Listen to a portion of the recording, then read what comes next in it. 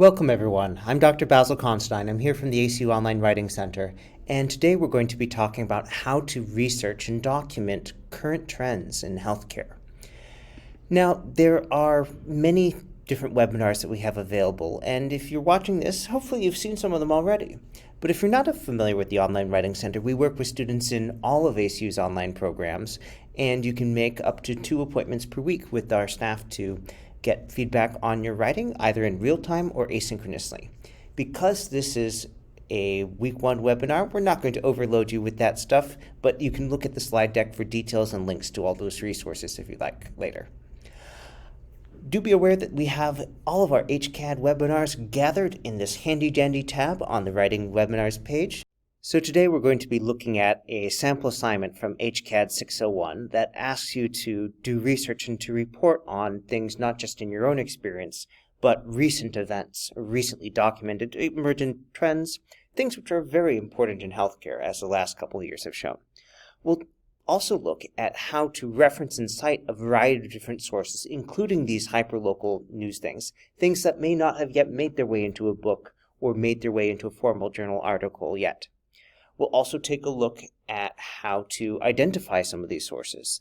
And with that, we will dive in right now.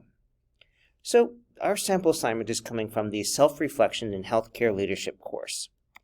And this assignment asks you to write a newsletter entry that explains different trends and obstacles within the healthcare industry.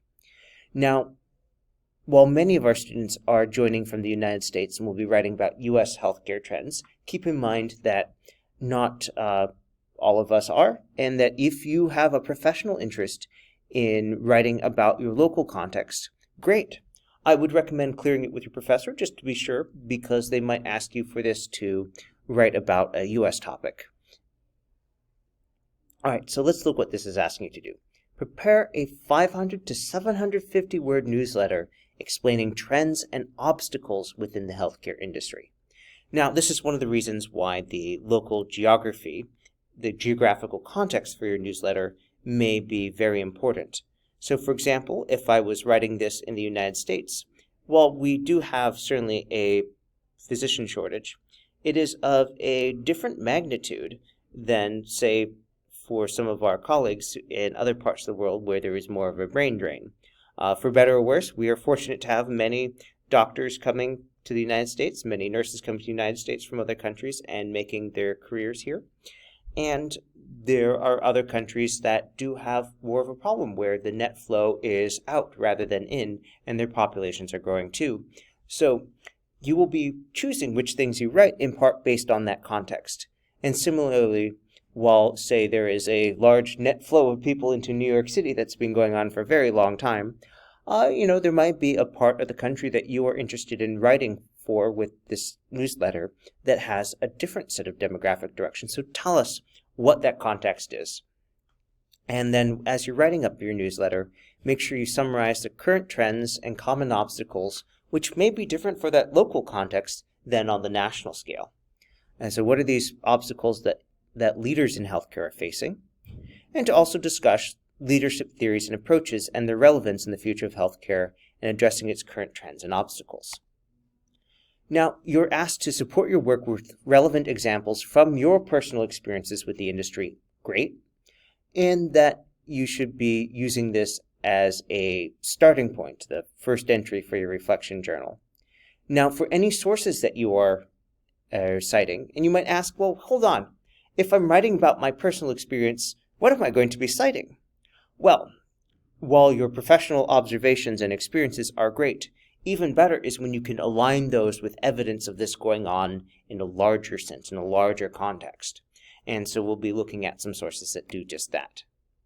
If we look at the grading rubric, no surprises there. It's asking, have you put in the specific areas that they've asked you to talk about? Is this within the length parameters? And by the way, 500 to 750 words works out to roughly 2 full to 3 full pages. So make sure that you keep in mind, if you turn in, say, 1.5 pages, that is going to be noticeably under the length. But a full page using our APA course paper template, double spacing, 1-inch margins, and 12-point Times New Roman font That'll be right around 250 words. So you'll want at least 2 full pages, probably more in the 2.5 to 3 page range. All right, it should be formatted following APA guidelines, so do use our template, and make sure you have basic writing standards and attention to detail, so do make sure to spell check, grammar check, and proofread before you turn in. All right, so let's talk about some of the different source types and how they may or may not come up in this article, or this newsletter that you're writing. Now you can go and see an abbreviated version of the APA style guidelines for formatting citations and references on APA Style Central, but we're going to cover the most common things as well as discussing the format. Every APA reference entry comes down in some sense or form to answering a couple prompts. Who wrote it? When was it published? What's it called? And how do you find it? So if we looked at a journal article, who wrote it? Oh, MJ Valencia.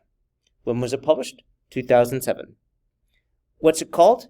The East China Sea Dispute, Context, Claims, Issues, and Possible Solutions. How do you find it? Well, go grab a copy of the journal Asian Perspective, Volume 31, Issue 1, and look at pages 127 to 167. And you might have a link there as well, but that is still part of that how do you find it. Same thing with the YouTube video. Now the format is slightly different because for a YouTube video, you would cite the channel name as the who wrote it or who made it available for public consumption. We have not just the year, but also the day and the month in the format year, comma, month, day. We have the title of the video, whatever it is, in this case, Reminiscences-Movie Review. We have in square brackets the note saying that this is a video, the platform to find it on, YouTube, and a direct link there. So you can see that this is also answering the who wrote it. Just happens that the channel name is the person's name, Jeremy Johns. And when was it published? What's it called? And how do you find it? Now, if we were to look at a book, it's the same basic information, slightly different format. So you can see that we are italicizing the title, the what it's called, and we have the publisher listed. Now, in an earlier version of APA style, you'd include the city and state, but nowadays, just the dynamics of publishing today make it less important. That was originally in there because you could then pull out, say, a phone book for that city and state, or send someone as your agent and write them, or have them visit the office to get it. But these days, there's print on demand. Books are published in the same format on different parts of the country, different parts of the world, and so that city and state is less important than it used to be. So you would no longer include that in APA 7th edition, which is what we use at ACU. Now, a journal article, you saw an example of this already. In this case, we've included a URL that's called a DOI, Digital Object Identifier. Now, most journal sources you'll be accessing electronically, so if you do so, just include a link there. A DOI is preferred because that'll take you to the article even if the journal website moves. And DOIs are supposed to be permanent and always show where it lives now. Now, an online newspaper article. Probably going to be using some of these in your newsletter. Well, you can see that this is also following that basic format. Who wrote it? Oh, B. Carey. When was it published? 2019, March 22nd. What's it called? Can we get better at forgetting? Where'd you find it? In the New York Times, specifically at this link. Now, if we're going to, say, an online news portal, like, say, CBS News, it's very similar to that format for the New York Times article. We have the author name, A. Peachy. We have the publication year, month, and day. We have the title, Justice Department Files Lawsuit to Block JetBlue's $3.8 billion deal for Spirit. And this is found on the CBS News website. Here's that specific URL. So even though the URLs for this, you can see the New York Times one records the year, month, and day in the URL itself, CBS News does not. Even though they have those different formats for the URL, because of the nature of this content, a news article, we have both the month and the day included, as well as the normal year. All right, now you might be citing a podcast. Yeah, is there evidence of a trend? Oh, yes, on this podcast, so-and-so spoke about this and they said X. Okay, great. Now you'll see that there's a little bit of additional information. We have hosts in parentheses here, and hold on one moment. I just spotted a minor typo that I fixed here. So you have the author or authors, then host if it's one, hosts if it's plural in parentheses, period, then the year, month, and day, then the title of the podcast, a note in square brackets saying this is an audio podcast, where to find it. So in the Radiolab show, or the show archives, the publisher in this case is WNYC Studios, and then we have a link there. Very occasionally you'll find a podcast that has a digital object identifier, which if it does, by all means use it, but most do not. That's usually used more in the scholarly publication realm. If you are going to use a timestamp, do know that in the examples that you see that we've included how to do that. So you just give the time, so minute and second information usually. For a longer thing like a video, you might have the hour information as well, but most podcasts are under an hour. So if the section that you are citing doesn't go above 1 hour, then you just give the minute and second information. But if it's, say, 1 hour, 1 hour, 2 minutes, 12 seconds, then you would have 1:02:12, for example. All right. Now, YouTube video, we saw an example of this already. Do keep in mind that sometimes the name of the speaker may be different from the name of the channel. So in this case, the speaker is not Harvard University. Harvard University did not come alive. But they are the entity who has put their name on the channel as the channel being named Harvard University. So for name of channel, you would list Harvard University. Sometimes the title of the video will have the speaker name or names in there, which is fine. You can certainly refer to them. But it's still going to be, okay, who wrote it or put it online for view. That's the name of the channel, Harvard University, the year, month, and day, the title of the video, a note in square brackets saying it is a video, and then the name of the platform, YouTube, and the link. Book chapters, probably not coming up for this assignment. I've included this for completion. Now let's talk about how to identify some hyper-recent sources. So let's look at a couple starting places. So our first one is going to be Google News.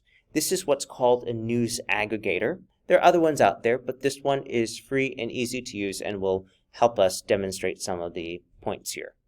Now, something that you'll note here is that we have pretty much just a bit of what come up as recent headlines with Google trying to detect what's in your area. We're not interested in that. We're interested in the trends about the things that you have observed. So let's say you're working in healthcare administration and you've noticed that, emergency room wait times have gone up.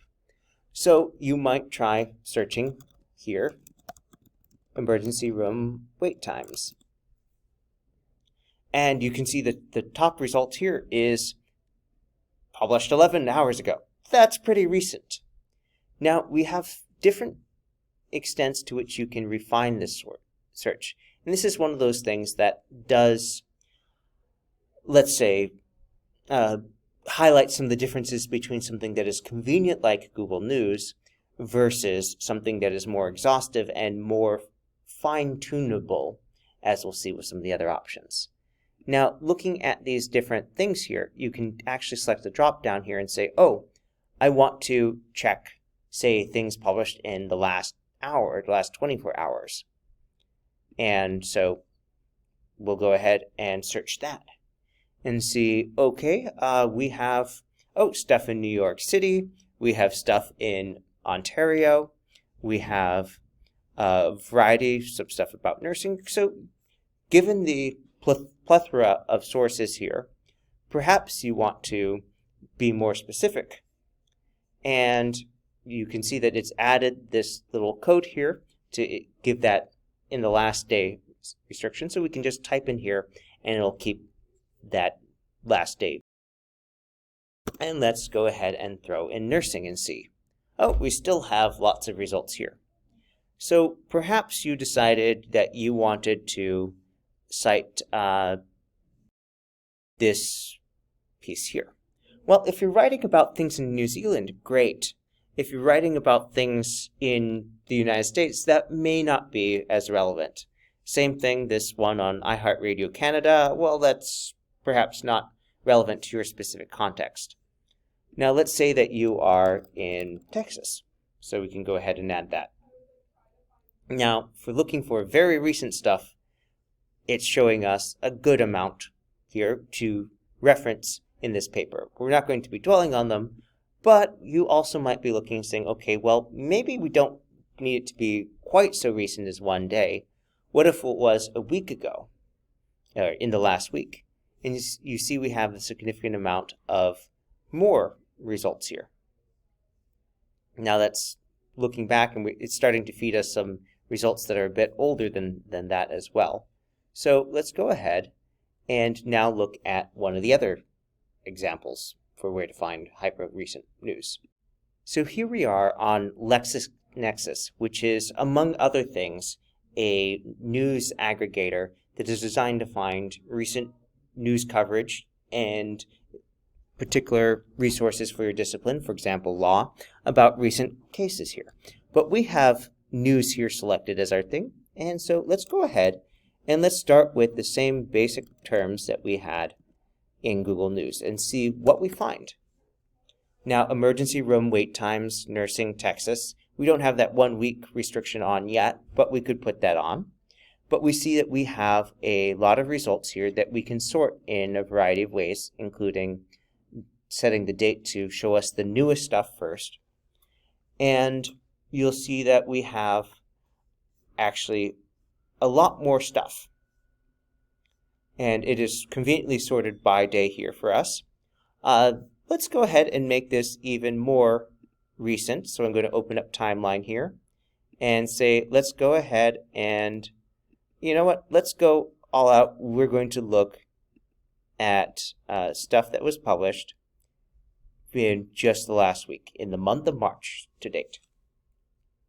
Now, you can see that this has turned up an awful lot of stuff here.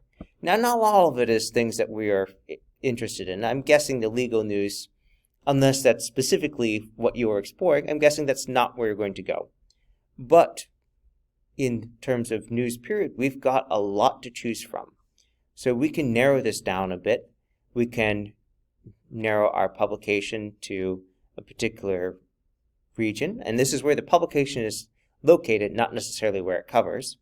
But let's go narrow that down to the United States first, by Canada. And now we have still a lot of results here. So we could even use these selectors to add in, industry, healthcare. And you see we still have a lot of results here. And just to demonstrate it, we can look and say, perhaps you are looking at hospital violence intervention programs, HVIPs. And you can see, okay, this is something that was published very recently. So even though often the scholarly world lags a little bit, this is pretty recent and just came out in the last 7 days, kind of recent and current. And so you could download this and cite it as you would any other journal article. In this case, it's coming from the journal Crime and Delinquency. This is volume 69, issue number 3, and so on and so forth. Now, all right, so we've used this to find one of the discrepancies. While Google News is very convenient, it's not quite as in-depth for this sort of let us apply filters to it. All right, so those have been two of the three. Let's look at, so Medline, if LexisNexis is looking at news broadly, Medline is more looking, okay, let's look at published things on medicine, including dentistry and nursing. So basically healthcare. So let's say we took our search terms, again, starting with the group that we had in Google News, and publish those in here. And we'll get to that date restriction later. Let's see what comes up here. Now, this, if we throw all this stuff in, that will affect how it searches, because emergency room is actually separate from wait time or wait times. and separate from nursing and separate from Texas. So just starting there, I'm going to put in this and here, which should tell us to search for them both. Let's see what it comes up with. Well, just take some of that away. So we see that the search there, specifically how it was looking for nursing and Texas together, was a little bit more narrow than we wanted. So let's go ahead and see, can we refine this somewhat? So we have emergency room, wait times, and let's go ahead and add full text here. And for our purposes here, let's take nursing out and add Texas instead. You see that Texas is where we're running into some limitations here, so let's take this out and let's put in subscriptions and see what that tells us. Alright, so you can see that our pool of things that we have access to is relatively limited.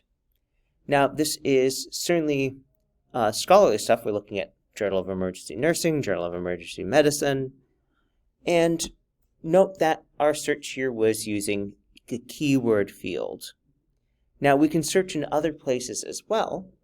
You might be searching in the abstract for the research. You might be searching in the body of the article, or something else. And this highlights one of the tricky things. The more you use a particular search engine, the more you understand how it searches and where it searches and what your options are. Now, for this particular thing, whether it's searching full text versus keyword impacts our ability to find things. So I'm going to go ahead and change these all to abstract. And we'll even throw Texas back in and see what that does. So we're not finding anything there, but if we take out Texas, we do get 2. So if you're ever looking for something and you feel pretty sure that it's out there, do make an appointment with our librarians at ACU, because they can guide you through nuances of this, of how you may be accidentally blinding yourself to some information that is out there. Now, we see there are 2 sources here. Now, these have been published. We have one in 2011, one in 2013. So that's not hyperlocal. It might be relevant, but it might not be hyperlocal. So let's go ahead and let's remove nursing here. And let's set this to 2023 to 2023 and see what we find. In fact, I'm going to change wait times to wait. And so we end up with one result coming up here. Okay. But it was published in March of this year. So that is something that if we're looking for hyper recent, last week is pretty recent. Okay. So I hope that that's been helpful to look at these different sources that are available. Now, because I've selected various options here, I can go ahead and see, do we have access to the full text? And it turns out, yes, we can get that. Sometimes you'll have different subscriptions that have different cutoffs, but we have multiple options to read the complete run of this journal, for example. All right, so if we're going to go and do a recap, so today we have looked at a specific assignment that asks you to write about trends and obstacles in healthcare, and not just drawing your experience, but align that with what's going on, what's being recorded in print. And so you know how to cite those, whether it is something that was published in a journal article, like we were just looking at, online newspaper, news portal, something like a podcast or a video. And keep in mind that a lot of interviews, for example, are appearing on YouTube these days. Book chapter netted book, it's possible that will be about writing about the trends that you're identifying. But whichever of these you select, you have examples here for how to cite them and how to reference them. When you're looking, just keep in mind that these all have different strengths and that the kind of information and where it might be appearing will vary depending on which one you use to search. These are a small selection, but I hope a helpful set. And if you have any further questions, please feel free to send us an email. You can contact us at onlinewritingcenter@acu.edu. Go to my.acu.edu to sign up for an appointment. Visit the Online Writing Center website to view the videos for this and other webinars. And with that, have a great evening.